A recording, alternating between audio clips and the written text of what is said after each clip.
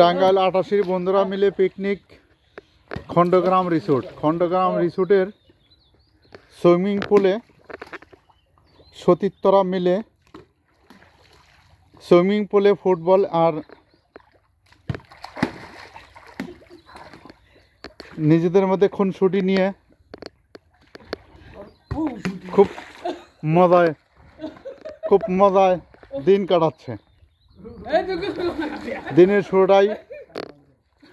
শুরুটাই শুরু হয়ে গেছে এদের পানির ভিতরে। শেষ করে আবার ঘুরে একটু ওদিকে নিয়ে